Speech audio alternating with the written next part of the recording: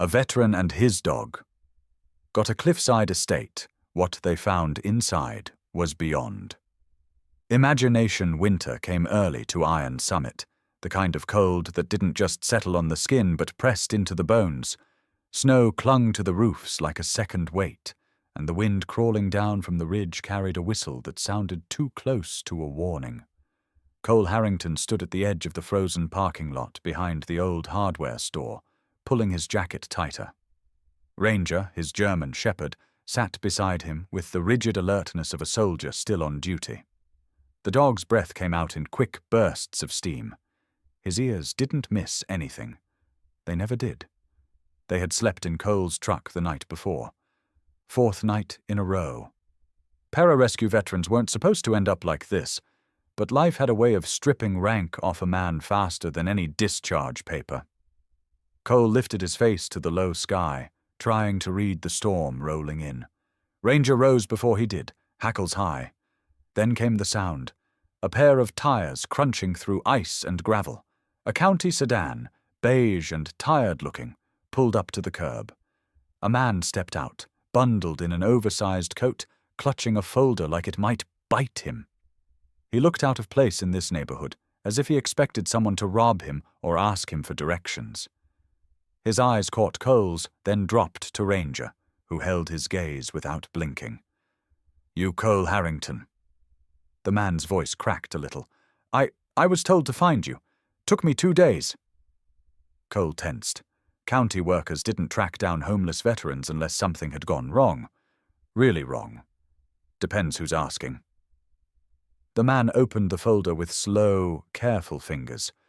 Name's Robert Kincaid, clerk for Summit County Probate Court.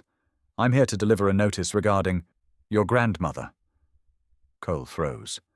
The cold slipped inside his chest. My grandmother's been gone for decades. Kincaid shook his head.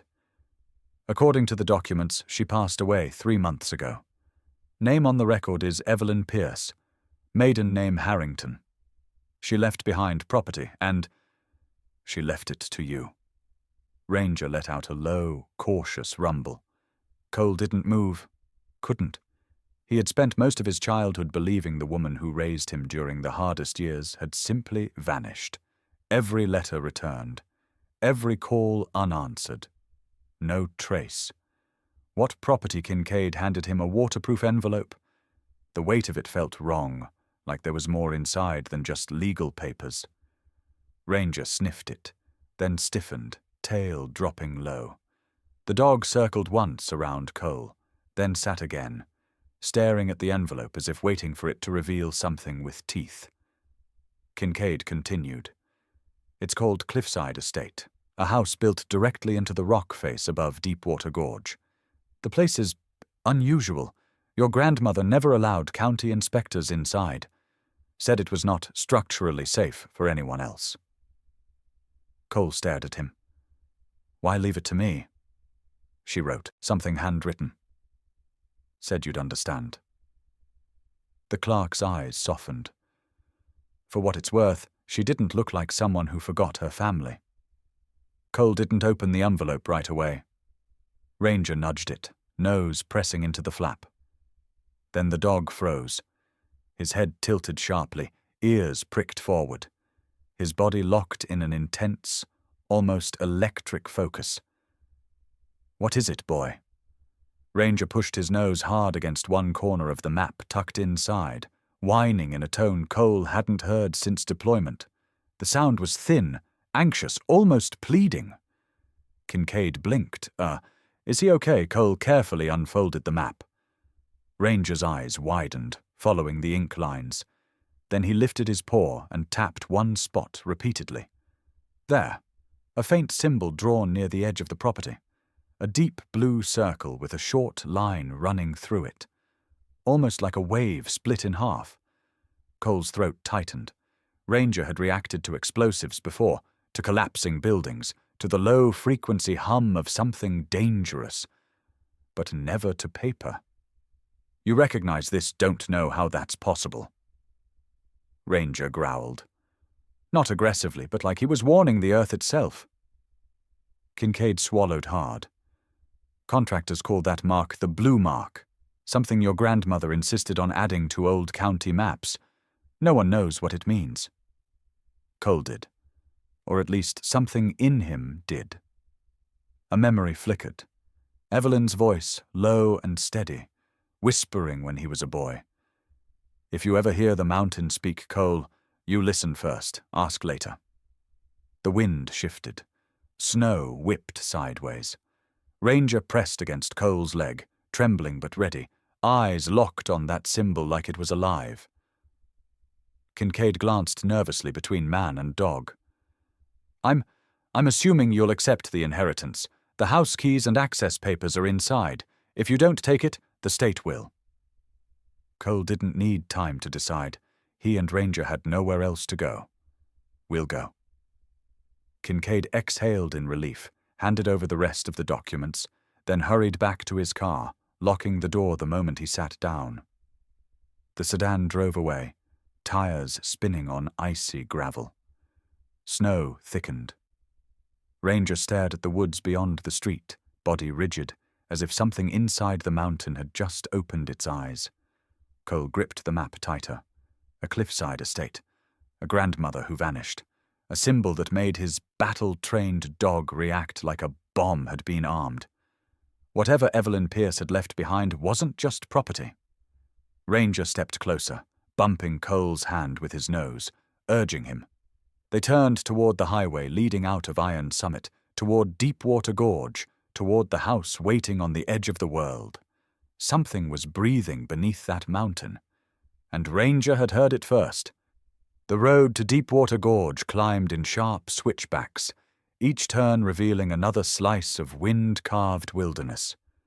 The storm had passed, but the cold clung to the cliffs like a second skin. Cole drove slowly, the old truck grumbling as if it didn't trust the mountain any more than he did. Ranger stood in the back seat, head tilted toward the window, nose working the air. The dog wasn't anxious. He was focused, listening. Cliffside Estate appeared at the final bend, perched on the rock face like an animal that had decided to make the mountain its home. Part of the structure jutted out over the drop, while the rest disappeared into the stone itself. A century-old mix of timber, steel, and something else. Something that didn't look like it belonged to any decade at all. Cole parked beside the snow-crusted stairway. Ranger leapt out first, paws sinking into the ice. The dog took a few steps forward, then froze, ears locked in a hard line. His breath formed white bursts in the air as he stared at the front door. You feel it too, huh? Ranger looked back at Cole, then forward again. The wind shifted. Something subtle, something low, brushed through the air like a hum too quiet for most ears. Ranger heard it immediately. His tail lowered, his shoulders tightened. Cole walked to the door. The key slid in too easily, as if the lock had been oiled recently. Someone had been here not long ago. He pushed the door open. Inside, the house was dim, dust dancing through narrow beams of winter light. Wooden floors, stone walls, and beneath everything, a faint vibration. Like the house was breathing in slow, measured intervals. Ranger stepped in beside him, sniffing the air with deliberate care. The dog wasn't afraid. He was wary, moving with the precision of a trained professional. It was the same stance he used on search and rescue missions in Afghanistan, back when rubble shifted without warning and silence was a sign of danger. Cole felt the old memories press in at the edges of his mind. The smell of scorched dust, the sound of concrete cracking, the radio static when the signal dropped. Faces he tried not to remember. His chest tightened. He reached out, resting a hand on Ranger's back. The contact steadied him. Ranger leaned into it, grounding him in the present. They moved deeper inside. The living room sat against the cliff wall, a broad window overlooking the gorge. But Cole barely noticed the view. All his attention locked on the far side of the room. A wall of dark stone rose behind the fireplace, rough and uneven. Ranger padded straight toward it. Easy, boy. Ranger didn't slow. He pressed his ear against the stone, then stepped back suddenly, hackles lifting. He touched the wall again with a paw, then looked at Cole with sharp, insistent eyes. Cole crouched beside him, pressing his own hand to the stone. At first he felt nothing. Then the faintest tremor passed under his palm. Soft, rhythmic, alive. He pulled his hand back as if burned. What the hell? Ranger growled quietly, pacing in short, tight loops. His nose kept returning to the same section of the wall, just left of a jagged seam. Cole ran his fingers along the seam. The stone felt different. There. Too smooth, too deliberate. Not natural rock, not part of the original house. Somebody installed this. Ranger barked once, not loud, sharp, informative. A warning. Cole stepped back and scanned the room again. Something was off. The house itself felt like it was leaning toward the cliff, weight shifting ever so slightly with each pulse beneath the floor. It wasn't enough to see, only enough to sense. He turned to the hallway leading deeper inside. Another tremor, stronger this time. Ranger sprang forward, body rigid, listening through the soles of his paws. Then Cole heard it. A thud. Somewhere inside the walls. Not mechanical, not random, intentional. He grabbed Ranger's collar. Hold! The dog obeyed instantly, though every muscle in his body strained towards the sound. Another thud answered from the depths of the house, followed by a faint scrape. Cole's mind snapped back to a night overseas when he crawled into a collapsed building searching for survivors. The weight of tons of concrete shifting above him. The low groan of rebar twisting under pressure. The sudden jolt when something unseen moved in the dark. He forced his breathing steady. This isn't that. This is different. But the old dread still crept up his spine. Ranger sensed it. The dog pressed closer, shoulder against Cole's leg, anchoring him in place. Another scrape. Then silence. Cole eased forward, one slow step at a time. Ranger tracked the sound with pinpoint accuracy, guiding him. They reached the hallway. Dust drifted down from the ceiling in a thin curtain. The air smelled faintly metallic. Then came the twist. A cold draft blew from a slim gap near the floorboards. Cole knelt, pushing his hand toward it. Air flowed upward, not inward. Warm air, from beneath the house. Ranger growled low, not at the draft, at something else, something deeper. Cole pulled the floorboard gently.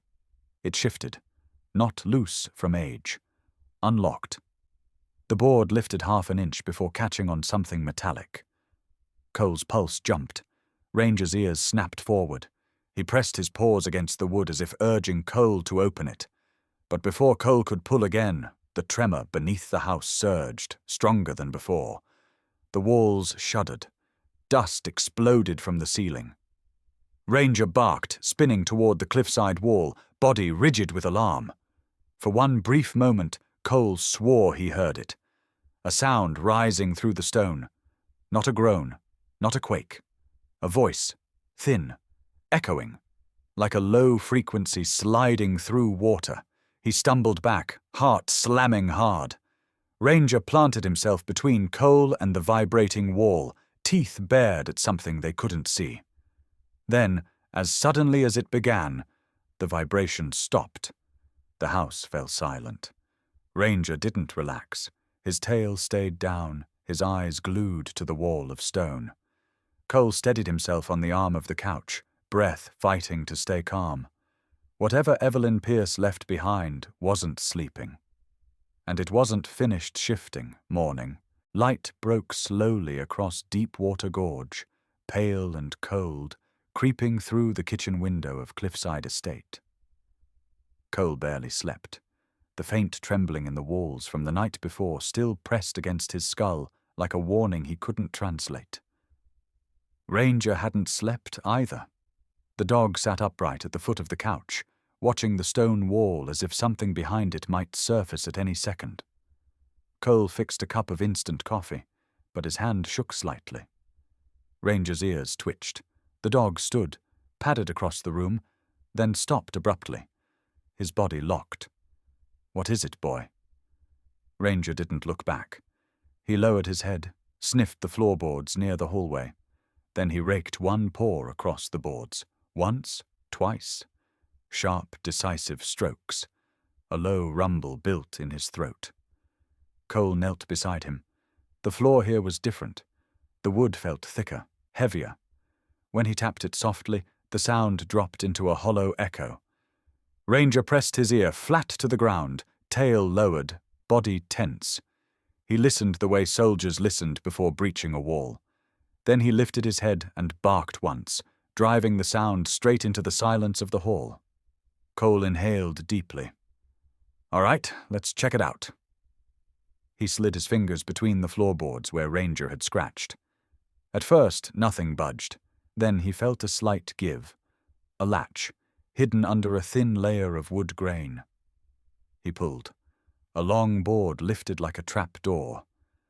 Ranger backed up, letting Cole open it fully.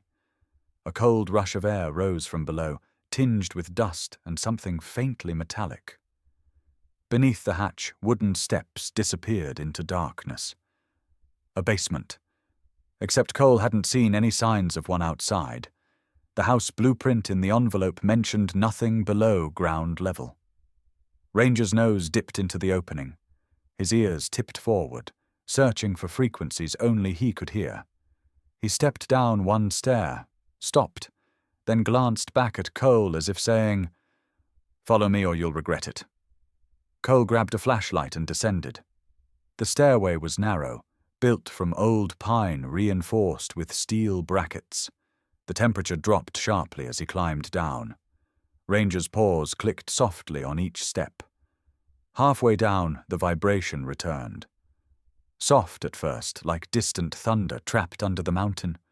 Ranger paused, ears swiveling. "I hear it too."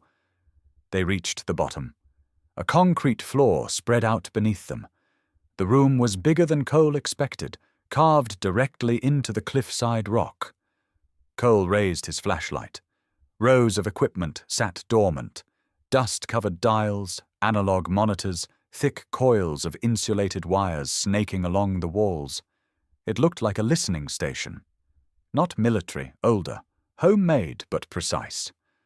Ranger moved ahead, sniffing everything as if cataloguing scents. He circled one corner, then stopped at a table covered with rolled papers. The dog nudged one, making it unfurl part way. Cole moved closer. The flashlight swept across a blueprint-like sheet. Inked lines traced through layers of rock, curving, crossing, branching. A hand-drawn map of the mountain. Words at the top read, "Blue Channel System." Cole froze. Blue Channel. The symbol on the map Ranger had reacted to yesterday. The one his grandmother had drawn. He unrolled the sheet fully. The channels depicted were deep underground. Thin red notes marked areas labeled pressure spike, fracture risk, and unauthorized tapping points. His pulse climbed. Evelyn Pierce hadn't been mapping geology for fun. She'd been tracking something dangerous, something alive beneath the mountain. Ranger pawed another object on the table. A silver device shaped like a half-moon, covered in dials. A hydrophone. High-sensitivity acoustic equipment used to capture vibrations in water. Cole lifted it. Memories snapped into place. During rescue missions overseas, he'd used similar devices to locate survivors trapped under collapsed wells. His grandmother had been listening to the mountain. Ranger suddenly stiffened. His body snapped into the stance he used right before alerting medics of structural collapse. Head high, tail rigid. One paw lifted. Cole lowered the hydrophone to the floor.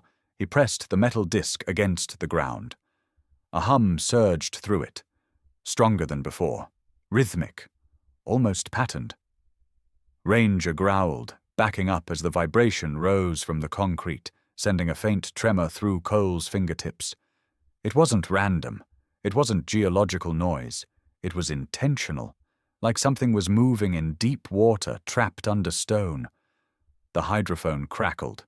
A thin, wavering tone echoed through its speaker. Not quite a whistle, not quite a groan.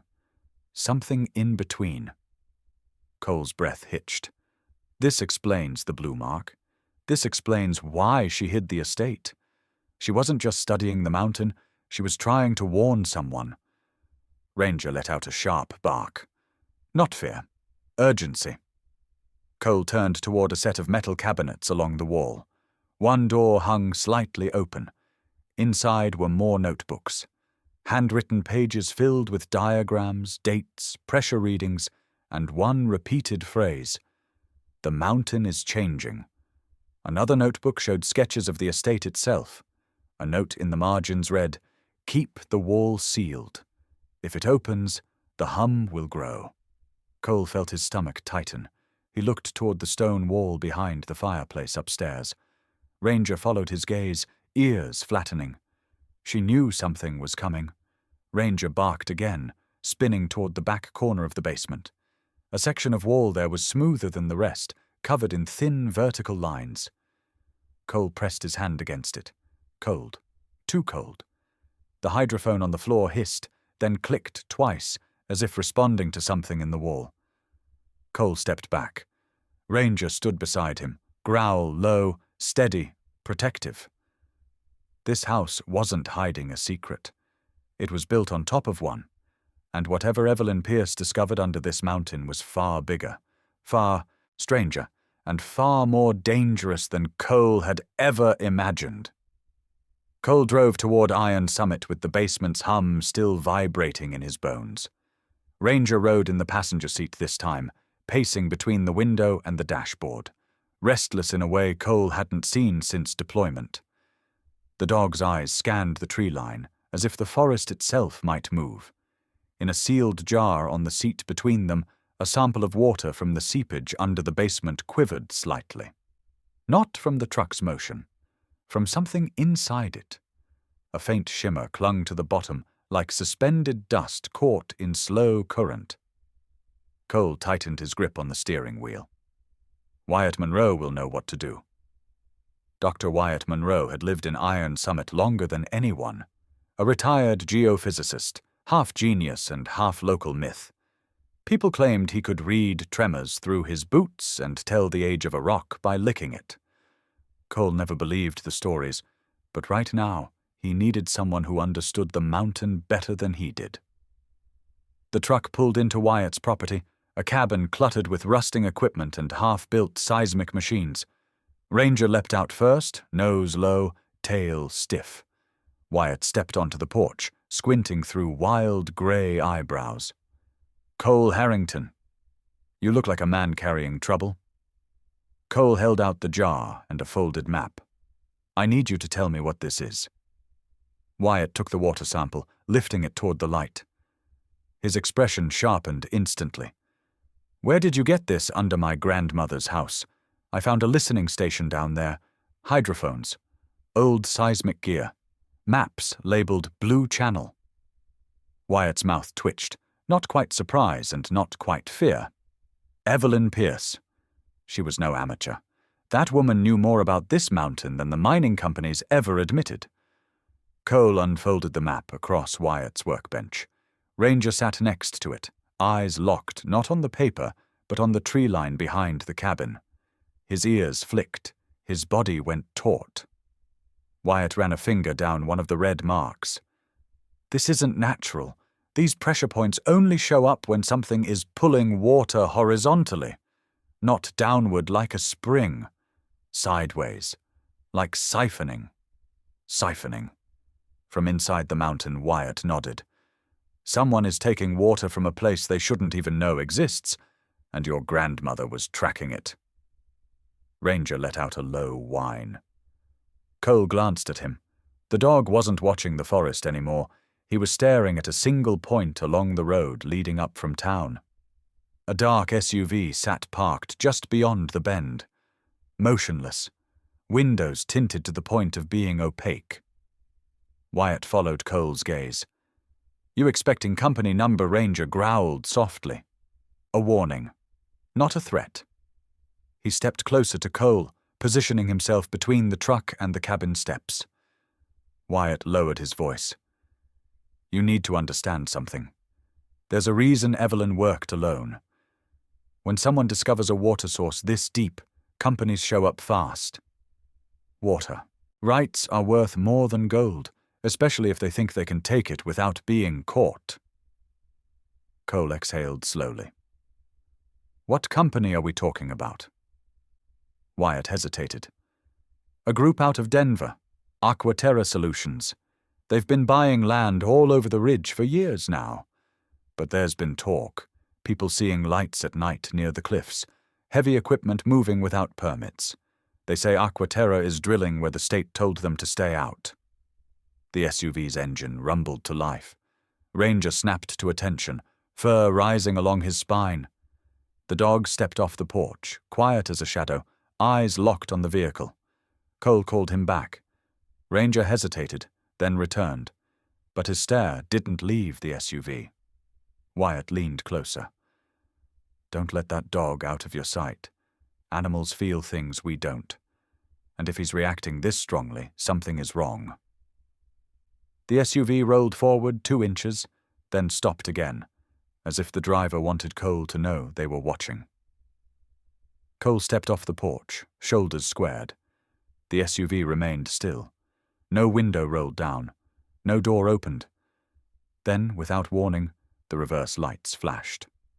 The vehicle backed up, turned sharply, and vanished around the bend.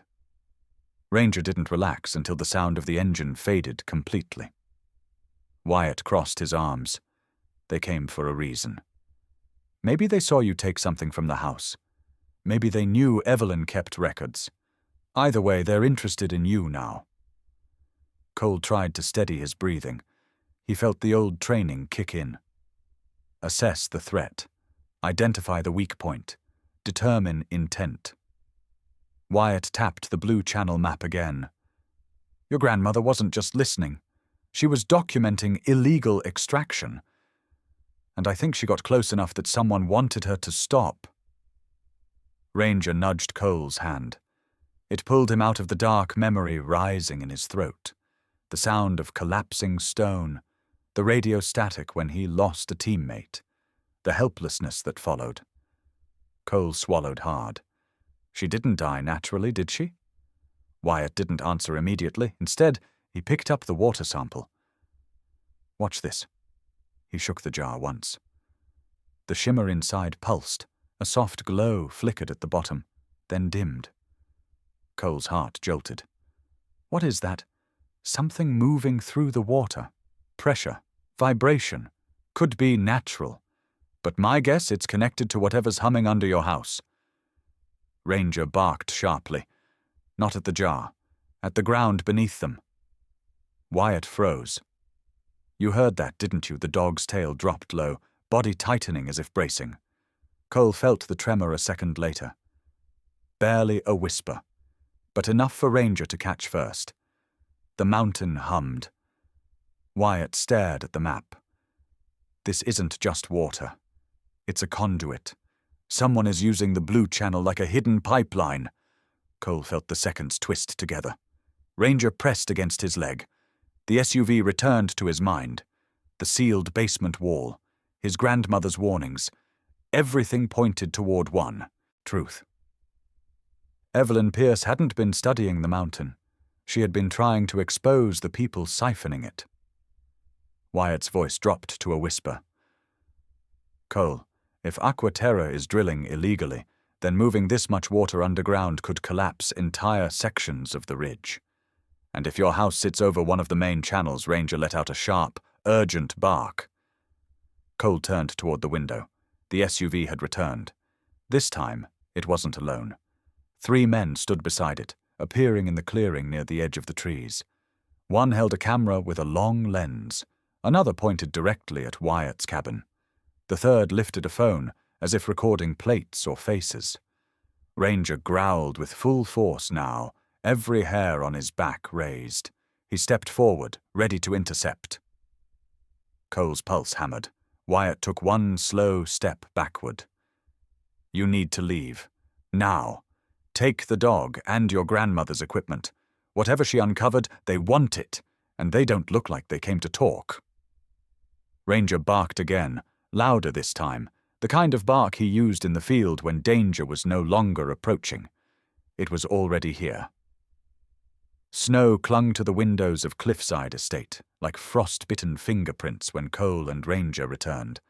The house felt colder than before, not from weather, but from something deeper. A pressure in the air, a waiting.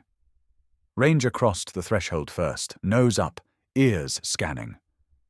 He moved with precision, checking corners, pacing the edges of the living room. Then he stopped so suddenly his claws scraped the floor. Cole froze. The hum was back, not from the basement this time. It vibrated faintly through the stone wall behind the fireplace, a low, pulsing rhythm that seemed to follow Ranger's heartbeat. The dog pressed his ear against the wall, then jerked back, barking sharply. Cole moved closer. The hydrophone downstairs had been silent when they left, but now the entire listening system sounded alive. He hurried to the basement hatch and descended, Ranger right behind him. The moment they hit the bottom step, the equipment crackled to life. Analog dials twitched, the old seismic meters flickered. A reel-to-reel recorder spooled slowly, though the power switch remained off. Cole approached it cautiously, lifting the headphones from their hook. They were warm. Someone had used them recently. Ranger growled at the corner desk. Cole followed the dog's gaze. A notebook lay open, not where he had left it. He walked over and picked it up. Handwriting filled the pages. His grandmother's. Sharp, decisive strokes. Years of research, pressure readings, drawings of underground channels, and a phrase repeated throughout the margins. They are taking the blue channel. Cole's pulse tightened. He turned another page. A deeper warning sprawled across the top. If they keep drilling, the gorge will collapse, and the hum will rise. His throat tightened. He flipped several pages back, reading fragments. Aquaterra built unauthorized shafts beneath. The ridge. They are diverting flow through unregulated conduits. The blue channel is not stable. Water this deep is not meant to be moved. Ranger bumped his elbow. Cole steadied himself on the desk. His grandmother had known. Not guessed. Known. And she had tried to warn someone. He found a letter addressed to the State Geological Board. Never mailed. The envelope was torn open. Unsent. The top line chilled him. To whom it may concern, if anything happens to me, the data will be in the house. Ranger barked, loud and sharp, turning toward the stairs. Cole spun. A shadow moved past the front window upstairs. Slow. Careful. Someone was outside. He closed the notebook and tucked it under his arm. Ranger rushed up the stairs. Cole followed, steps quiet on instinct. When they reached the living room, Ranger stood near the front door, muscles tight, tail low. He didn't bark again. He only watched the door. Listening. A knock echoed through the house. Not forceful, not threatening. A single hesitant knock. Cole glanced at Ranger. The dog's reaction wasn't fear. More like uncertainty. The fur along his spine was raised, but his ears were not pinned. He stepped to the side instead of towards the door, positioning himself where he could spring if needed. Cole approached slowly and cracked the door open. A young man stood on the porch, barely in his 20s. Pale face, dark coat, nervous eyes darting down the walkway as if he expected to be followed. His ID badge hung crooked from his jacket pocket. Aquaterra Solutions. Cole's fists clenched. What do you want? The young man swallowed hard. Name's Elias Ward. I'm an engineer. Hydrology division. I need to talk to you. Ranger stepped forward, growl rising. Elias flinched hard. Cole kept one hand near Ranger's collar. Talk fast. Elias nodded rapidly. You're Evelyn Pierce's grandson, right? How do you know that? Because people at Aquaterra know. They've known for a while, and they know she knew too much. Cole opened the door a few inches more, instinct sharpening. Keep talking. Elias's breath fogged in the cold. Look, I shouldn't be here. If they find out I came, I'm done. But your grandmother was right. About everything. There is drilling in the Blue Channel. Illegal drilling. And it's worse than she recorded. Ranger growled again, deeper this time. But not at Elias. At something behind him. Cole's eyes flicked past the young engineer. Down the slope. A dark vehicle sat among the trees, engine off, lights off. But the silhouette was unmistakable. The same SUV. Elias's face went white when he saw Cole looking at it. They followed me. Damn it! Cole grabbed his jacket and pulled Elias inside. Ranger backed up, positioning himself between Elias and any open entry point. Protective. Calculated. Elias paced the living room. Your grandmother warned the geological board. Warned the county. Warned everyone she could. Nobody listened. Aquaterra silenced anyone who questioned their work. They said it was safe. Said the hum was natural. But it's not natural. It's pressure from forced flow through unstable rock. Cole stepped toward him. Why are you telling me this? Because the pressure spikes are increasing. The drilling has reached beneath this property. If they push any further, the whole cliff could shift. The listening station downstairs, your grandmother built it to monitor the channel. It detected things the state sensors missed. Ranger suddenly barked toward the back hallway. All three turned. A faint tremor raced under the floor. The stone wall behind the fireplace shuddered, dust cascading from the mantel. Elias stumbled backward, terror flashing across his face. That's what I mean. That isn't natural. That's the pressure discharge starting. Cole steadied himself. What do they want from the channel? Elias hesitated, then answered. It isn't just water. The deep layer aquifer has high-density mineral flow. It can be processed into a filtration compound worth millions. They're extracting it illegally because the permits would take years. Ranger's bark cut him off. The dog spun toward the front window, teeth bared. Cole moved quickly, pushing Elias behind the heavy table. Ranger crouched low, ready to lunge. A car door slammed outside. Then another. Elias whispered, voice trembling. They're not here to talk. Cole felt the truth sink deep. His grandmother didn't die accidentally. She was warning him from the grave. Ranger growled at the door, steady and fearless. The hum beneath the house rose like a pulse. The Blue Channel trembled. And Cliffside Estate stopped being a refuge. It had become ground zero. The storm rolled in without warning. One moment the ridge outside Cliffside Estate was still, only the faint hum beneath the stone suggesting movement. The next, wind slammed into the cliffs like a living force, howling through the pines and swallowing the sky in white. Cole secured the shutters as the first gusts hit. Snowflakes rushed sideways, sharp as needles. Ranger paced near the door, restless, ears rotating toward sounds Cole couldn't hear. Elias sat in the corner, pale and shaking, clutching the front of his jacket. They're escalating, Elias muttered. The company's nervous. If the state launches a full audit, Aquaterra could lose everything. They won't want people like me talking. Cole didn't respond, his attention locked on Ranger, who had gone perfectly still in front of the door. The dog's head tilted, muscles pulled tight, tail straight as a wire. Something was wrong. Deeply wrong. Cole crouched, touching Ranger's shoulder. What do you hear? Ranger didn't move? He pressed one ear to the floorboards, nostrils flaring. Then he bolted toward the back door, barking short, rapid bursts. Not warning barks, search barks. Cole threw on his coat. The wind rattled the hinges, almost ripping the door from his grip as he pushed outside. Ranger disappeared immediately into the whiteout.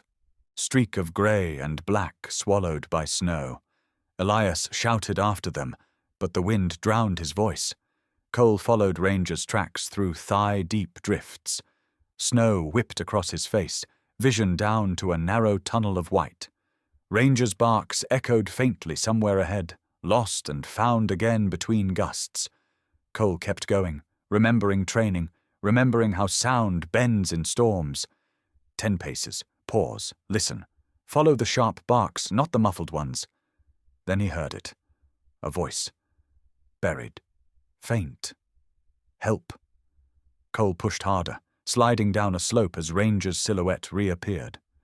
The dog stood near a ridge of collapsed snow and broken ice. His paws tore at the drift, digging furiously. He barked again, louder, then shoved his head into the snow, trying to widen a pocket of trapped air. Cole dropped to his knees and dug beside him. The snow was dense, heavy with ice. His hands burned, but he didn't stop. Ranger's growls grew more frantic, urging him on. A glove appeared through the snow. A human hand. Cole scraped harder until a face emerged.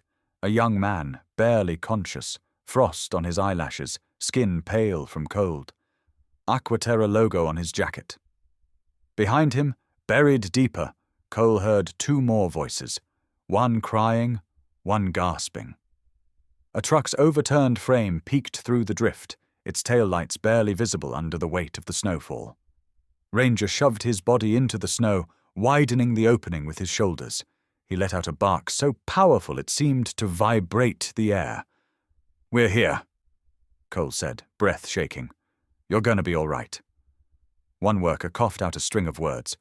The ridge gave way. We were securing equipment. The wind, ice shelf broke. Cole pulled him free, dragging him up the slope while Ranger stayed behind, digging beside the next buried worker. The dog's body trembled from exertion, but he didn't stop, pushing snow aside with powerful sweeps of his legs. Together, they uncovered the second man, then the third, who was wedged under a crushed door. Cole braced himself, wedged a boot against rock, and heaved. Metal groaned, then gave. Ranger clamped his jaw on the man's jacket sleeve and tugged, dragging him far enough for Cole to lift him out. When they finally got all 3 men to stable ground, Ranger circled them, checking breath, nudging them upright, refusing to leave their sides. One of the workers, older than the rest, stared at Cole through chattering teeth. "Why'd you help us after everything our company's done to you?" Cole lowered the man's hood, checking for frostbite. "Because you're people in trouble. That's enough." Ranger sat next to the injured man and rested his head on the man's knee, as if confirming it.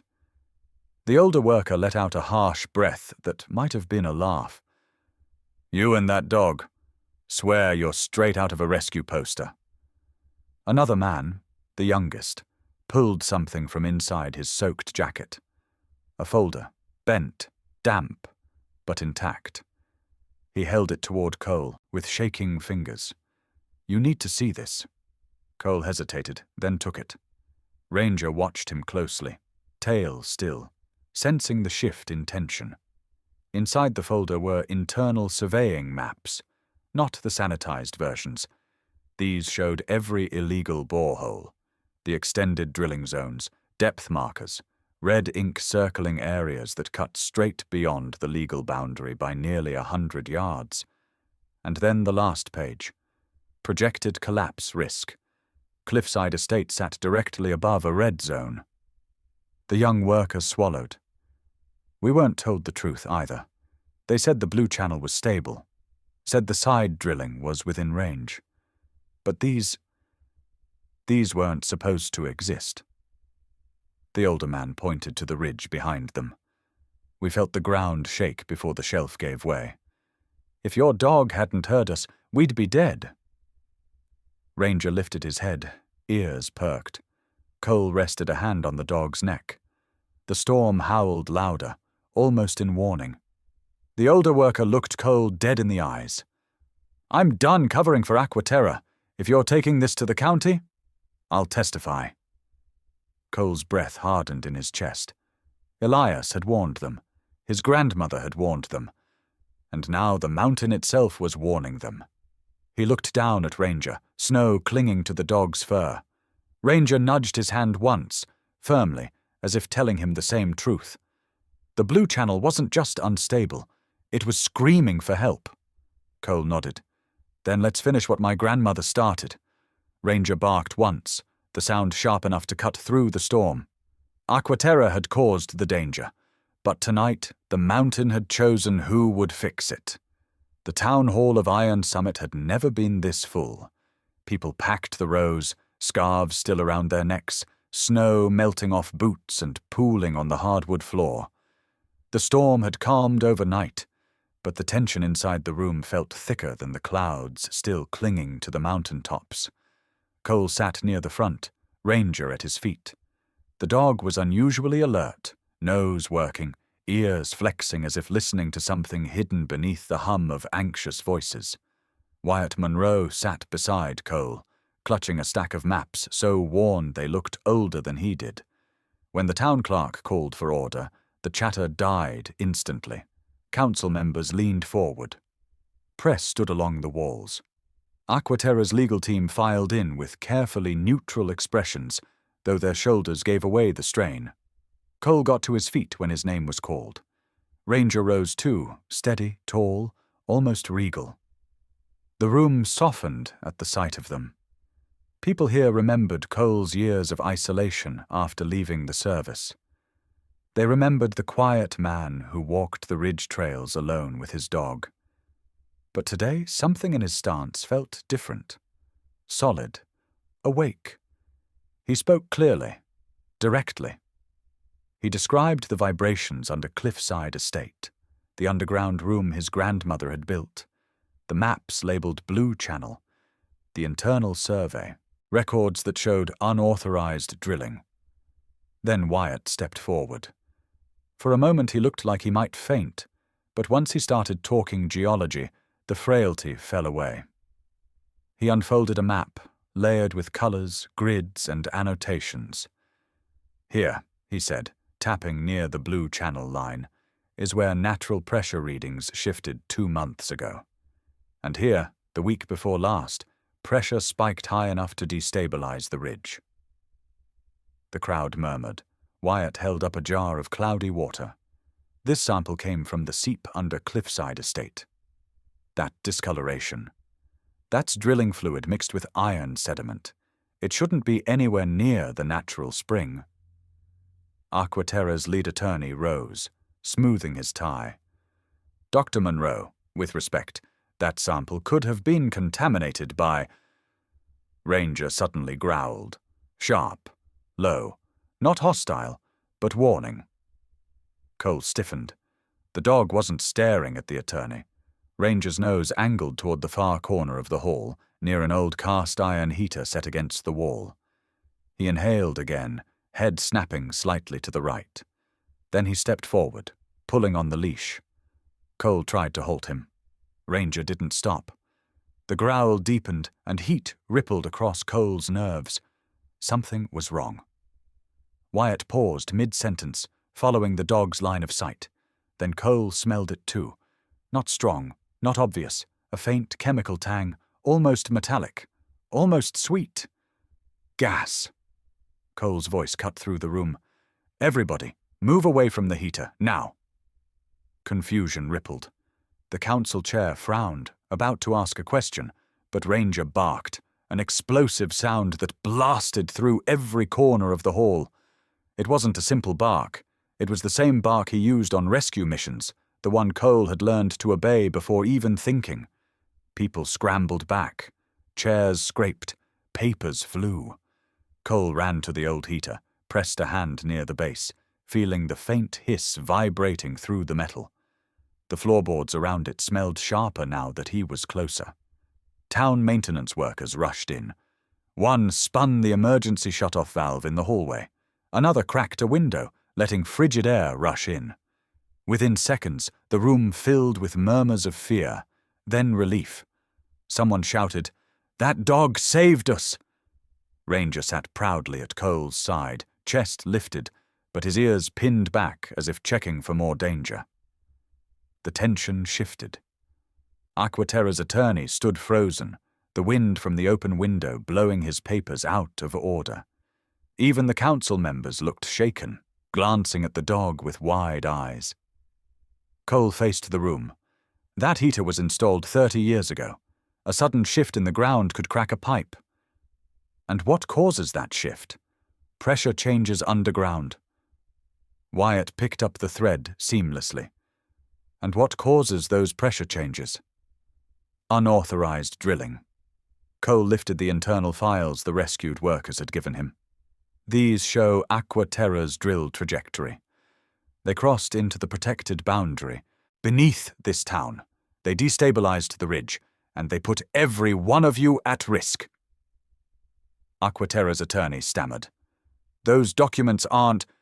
We can't confirm. But another voice rose from the back. It was the older worker Cole and Ranger had saved the night before. His arm was in a sling, lips still cracked from the cold, but he stepped into the aisle with steady determination.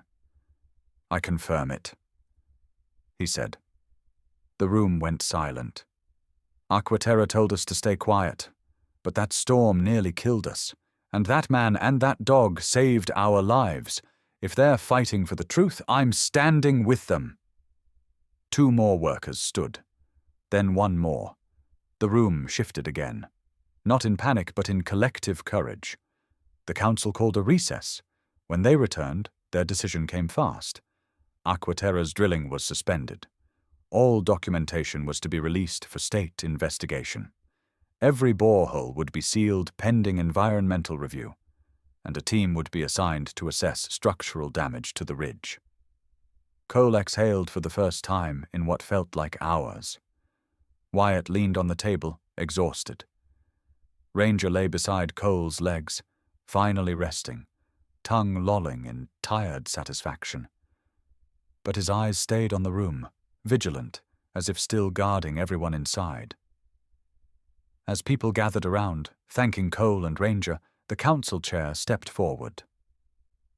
Mr. Harrington, she said, your grandmother tried to warn us.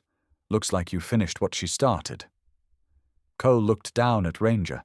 The dog nudged his hand gently, grounding him. The chair added softly, that dog of yours? He didn't just save a hearing today. He saved a town. For the first time in years, something inside Cole loosened. Not relief exactly. More like a small piece of healing knitting itself into place. Outside, the storm had passed, but inside the hall, something larger had shifted. Justice hadn't just begun. It finally had a direction, and Ranger had pointed the way. Spring crept into Iron Summit the way dawn touches a window after a long night. Softly, without asking permission. The snow on the cliffs began to thin, revealing rivers of stone and patches of green that had been hidden for months. For the first time since inheriting the estate, Cole could stand on the balcony without bracing against a storm. Cliffside Estate had changed. So had he. The building crews finished their final inspection that morning. Fresh beams reinforced the load-bearing walls. Windows once clouded by dust now reflected clean mountain light. The underground room, once a secret chamber his grandmother had guarded alone, had been fortified, expanded, and renamed Blue Channel Conservatory. A research team from the State University had already moved in. Young scientists carried instruments across the property, setting up monitors along the ridge and inside the old acoustic chamber. They brought cautious optimism, a different kind of energy, the kind Cole hadn't felt near this house before. Not fear, not secrecy, purpose. Wyatt Monroe had taken it upon himself to serve as their unofficial guide. Cole watched through the new glass doors as the old man lectured 3 grad students about hydrologic resonance. Wyatt gestured wildly toward the cliff like he was telling a ghost story, and the students scribbled notes with wide eyes. Ranger lay at Cole's feet, chin resting on his paws, tail thumping every so often as if he approved of the changes. You getting used to all this attention, buddy? Cole asked. Ranger shifted only his eyes, giving the slow blink that meant he understood more than a normal dog should. Cole stepped outside. The balcony planks felt sturdier now beneath his boots. He looked out at Deepwater Gorge, sunlight glinting on the far ridge. The air smelled clean, sharper than winter, as if the storm had rinsed the whole mountain. No more vibration, no hum beneath the rock. Aquaterra's drilling rigs had been removed, every illegal borehole sealed with state supervision. The company's executives were under investigation, their files no longer hidden behind polished lawyers. The mountain was finally allowed to breathe again. Cole didn't realize how tense he'd been until his shoulders loosened.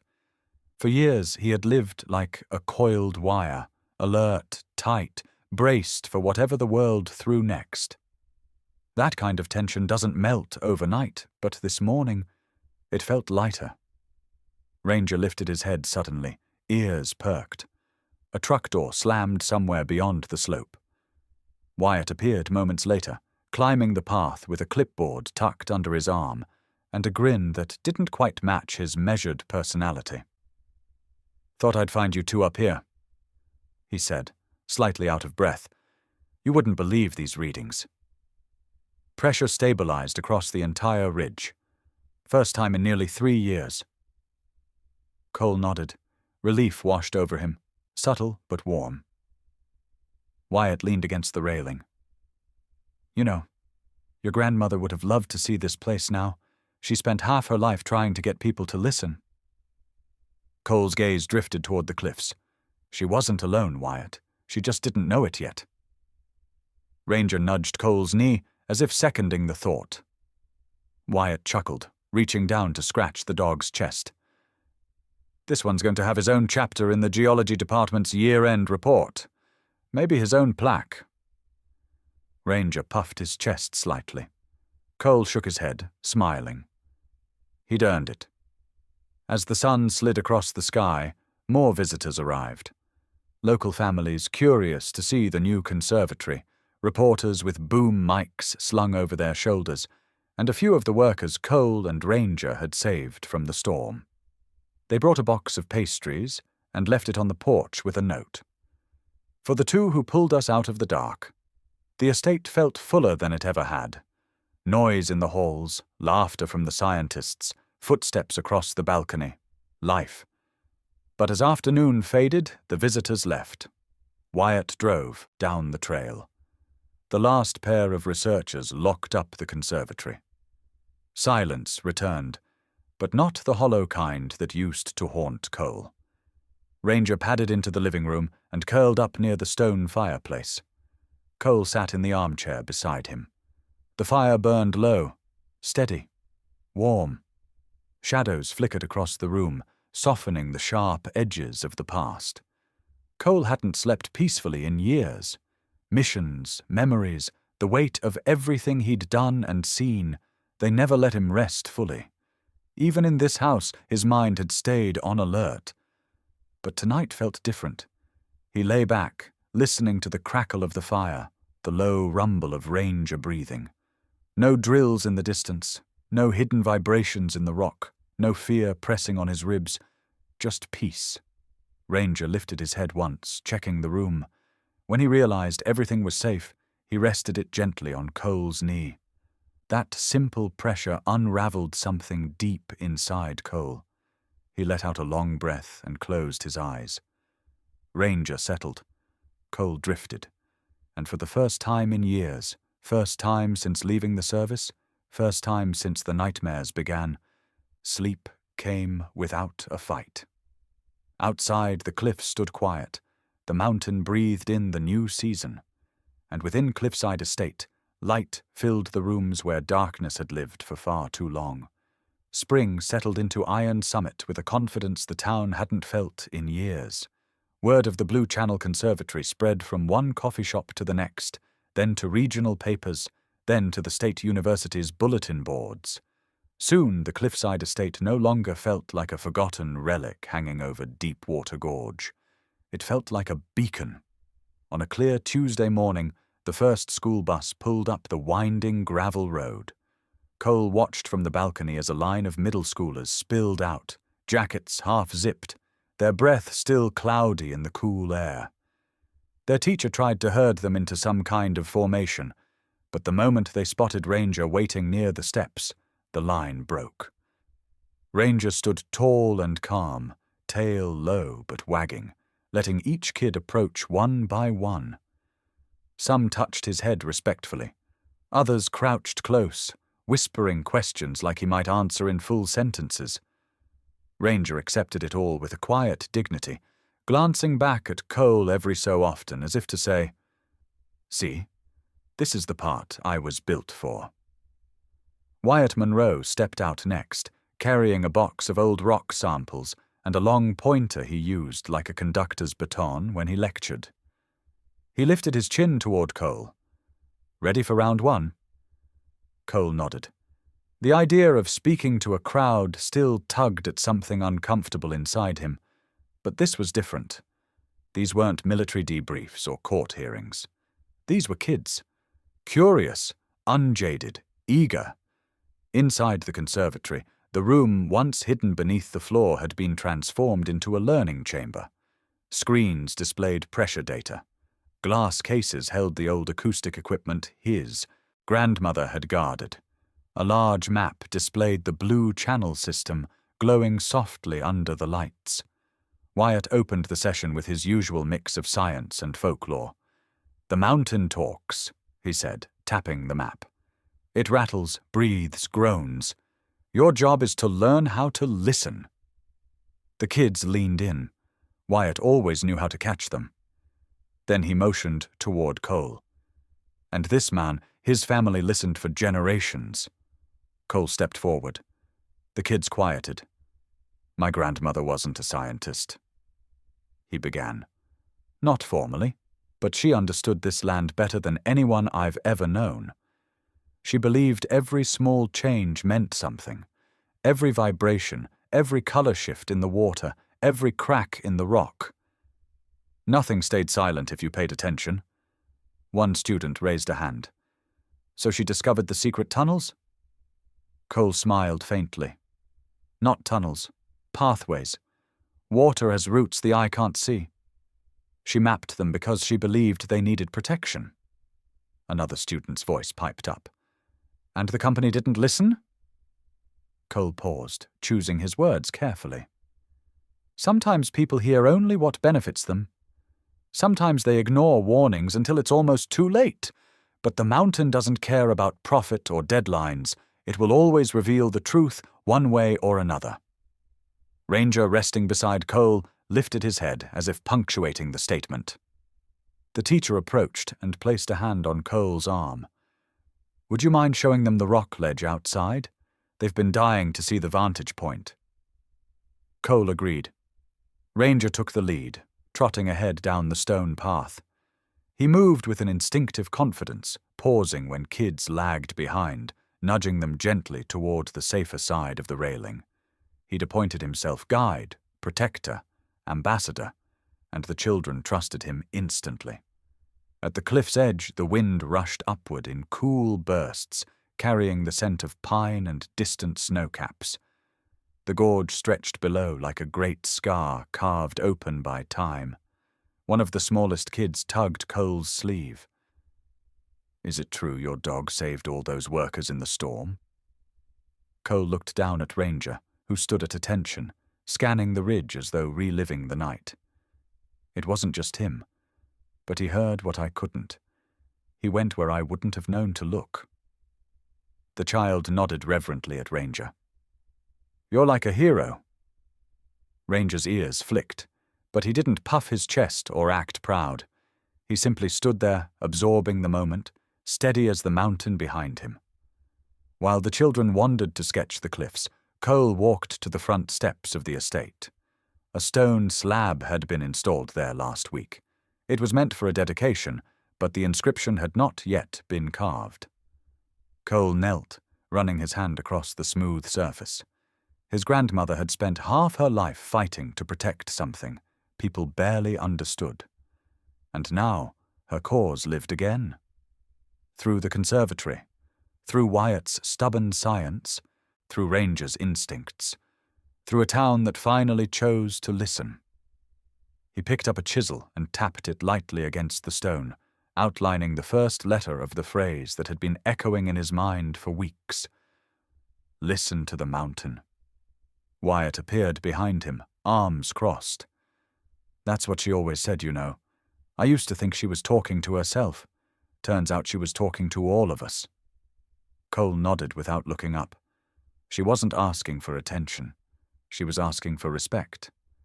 The final strokes carved clean into the stone. He stepped back. The words caught the afternoon light just right. Listen to the mountain. Ranger padded up beside him and rested his head against Cole's leg, eyes following the children exploring the cliff line. The wind brushed through his fur. He seemed to understand the weight of the moment in that quiet, instinctive way only certain dogs do. Cole exhaled slowly. This estate was no longer a burden, no longer a mystery wrapped in fear and loss. It had become a legacy. Not just his grandmother's, but a new one, a shared one, built on truth, resilience, and the simple idea that listening can save more than a mountain. It can save the people living on it. And standing there beside Ranger, Cole realized something else, too. He wasn't running anymore. He was finally home.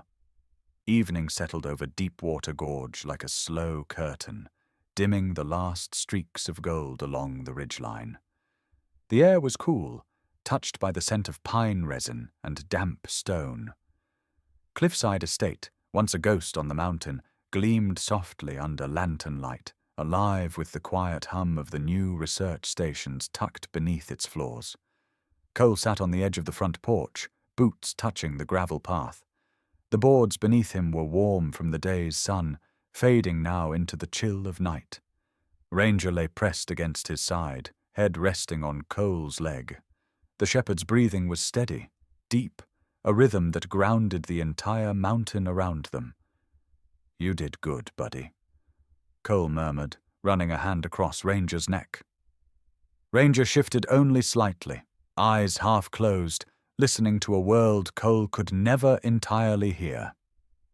That was the thing about him. The dog didn't just react. He sensed. He understood. Long before sirens, long before tremors, long before people argued about data charts and drilling lines, Ranger had known the mountain was in danger. And now, with the chaos behind them, something strange happened. The faint tremor beneath the stone returned. Not violent, not threatening. A gentle vibration, like a pulse under earth and water. Cole held his breath and lowered his hand to the porch boards.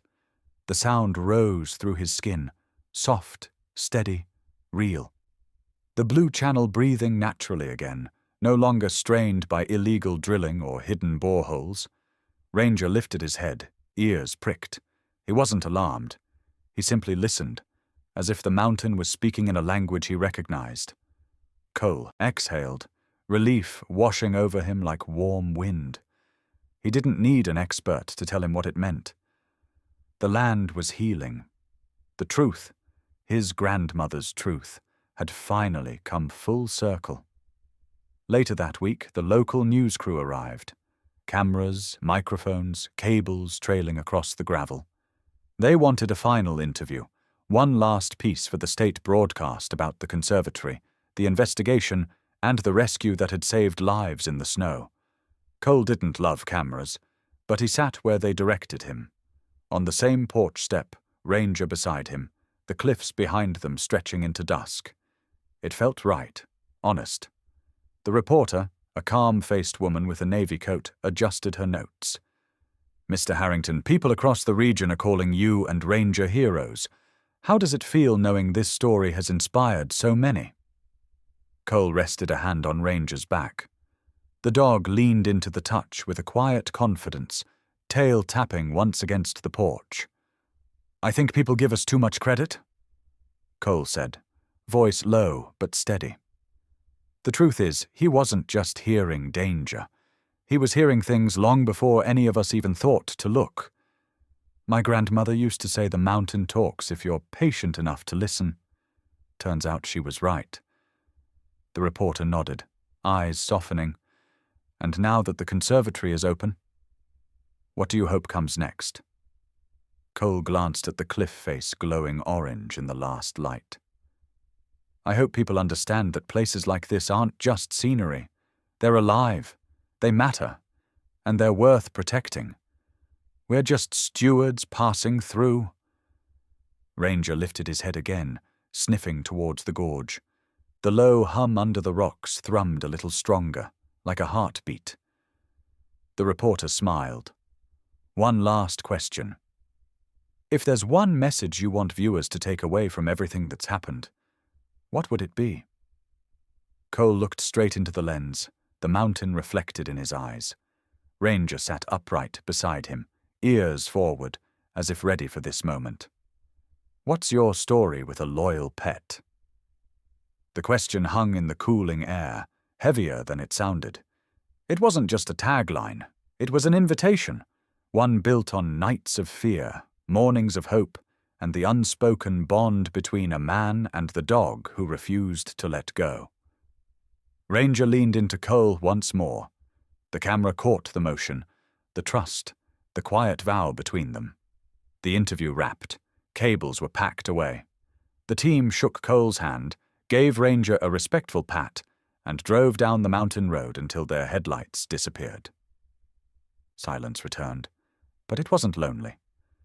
Cole rose from the steps and walked toward the carved stone slab at the edge of the path. The inscription caught the moonlight. Listen to the mountain.